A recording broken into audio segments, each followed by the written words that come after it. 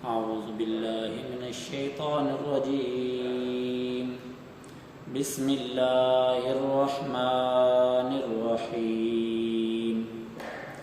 وبشر الذين آمنوا وعملوا الصالحات أن لهم جنات تجري من تحتها الأنهار كلما رزقوا منها من ثمرة رزقا قالوا هذا الذي رزقنا من قبل وأتوا به متشابها ولهم فيها أزواج مطهرة وهم فيها خالدون. صدق اللہ مولانا العظیم. سورہ بقرہ کی آیت نمبر 25 کا ترجمہ یہ ہے: اور خوشخبری سنا دیجیے ان لوگوں کو جو ایمان لائے اور نیک اعمال کیے، یقیناً ان کے لیے باغات ہیں چل رہی ہیں جن کے نیچے سے نہریں.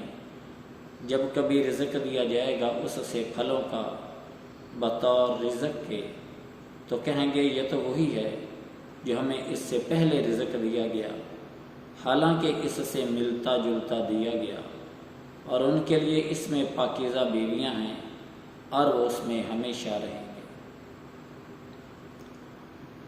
اس آیت کے اندر جنت کی نعمتوں کا تذکرہ کیا گیا.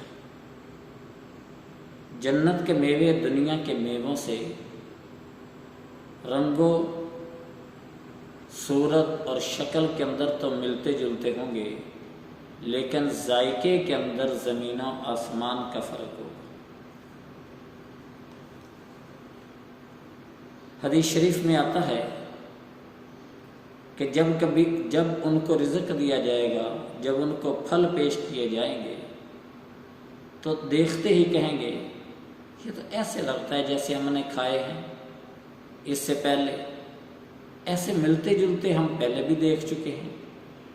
یا تو انہوں نے دیکھے ہوں گے جنت کے اندر، اور یا انہوں نے دیکھے ہوں گے اس سے پہلے دنیا کے اندر، کہ دنیا کے پھلوں کے اندر، دنیا کے اندر جو پھل ان کو ملے ہیں، جو ان کو کھانے کو دیے گئے ہیں، جنت کے اندر بھی شکل و صورت کے اندر ان سے ملتے جلتے ہیں. اور یا پھر جنت کے اندر اس سے پہلے دیے گئے، تو جو بعد کے اندر دیے گئے وہ پہلوں کے ساتھ شکل و صورت کے اندر ملتے جلتے. اس لیے انہوں نے کہا دیکھ کر کہ یہ تو ہم اس سے پہلے بھی کھا چکے ہیں، اس سے پہلے اس کے ساتھ ملتے جلتے تو ہمیں پہلے بھی ملے ہیں. تو لہٰذا جس وقت وہ کھائیں گے اور چکھیں گے، ان کا ذائقہ پہلوں کے ذائقے سے بالکل مختلف ہوگا.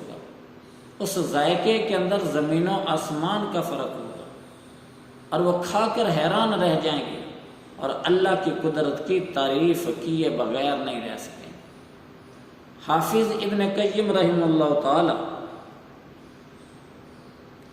اپنی کتاب حاوی الارواح الی بلاد الافراح میں تحریر فرماتے ہیں کہ جنت تیار ہو چکی ہے، لیکن اس کے کچھ میدان خالی ہیں. جو آدمی اعمال کرتا ہے، ساتھ ساتھ ان خالی میدانوں کے اندر تعمیرات اور باغات لگتے رہتے ہیں. جیسا کہ حدیث پاک میں آیا کہ جو آدمی میرے گھر کو بنائے گا، یعنی مسجد کو بنائے گا، حق تعالی شانو جنت کے اندر اس کا محل بنائے گا. جو آدمی ایک دفعہ سبحان اللہ کہے گا، ایک دفعہ الحمدللہ کہے گا، ایک دفعہ اللہ اکبر کہے گا، تو اس کی وجہ سے جنت کے اندر ایک اتنا بڑا درخت لگ جاتا ہے جس کا سایہ اتنا بڑا ہوگا کہ عربی گھوڑا 100 سال تک اس سائے کے ایک کنارے سے شروع ہو کر دوسرے کنارے تک پہنچنے تک دوڑتا رہے اپنی پوری تیز رفتاری کے اندر، تو 100 سال تو ختم ہو جائیں گے، لیکن اس کا سایہ ختم نہیں ہوگا. اتنا لمبا چوڑا اس کا سایہ ہے، تو درخت کتنا بڑا ہوگا. حدیث پاک میں آتا ہے کہ جنت کے اندر نہریں بہتی ہیں، جنت میں نہریں بہتی ہیں، اور نہر کوثر اس کے دونوں کناروں پر سچے موتیوں کے کبے ہیں، اور اس کی مٹی خالص مشک کی ہے، اور اس کی کنکریاں لولو اور جواہر ہیں۔ کتنی بہترین یہ نعمتیں ہیں۔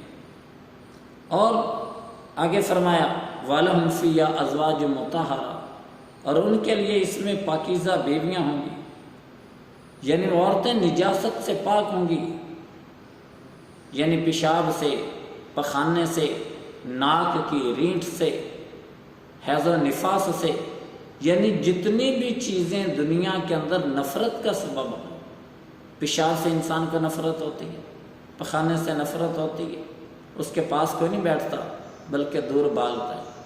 پیشاب اور پخانے کے لیے بیٹھے تو فراغت کے بعد جلدی سے دور ہونا چاہتا ہے۔ کیوں؟ یہ نفرت کی چیزیں ہیں، یہ خوشبو کی چیزیں نہیں ہیں کہ ان کے پاس بیٹھا جائے۔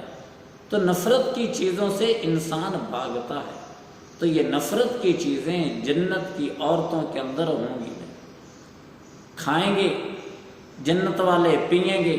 ہم بھی جائیں گے جنت میں انشاءاللہ، تو وہاں پر کھائیں گے بھی، پئیں گے بھی، لیکن نہ پیشاب ہوگا نہ پخانہ ہوگا، بلکہ ایک ڈکار آئے گا، اس سے سب کچھ ہضم ہو جائے گا، اور ڈکار سے جو خوشبو پیدا ہوگی وہ اعلیٰ ترین قسم کی خوشبو سے بھی بہترین ہوگی۔ دنیا کے اندر اس خوشبو کا تصور بھی نہیں کیا جا سکتا۔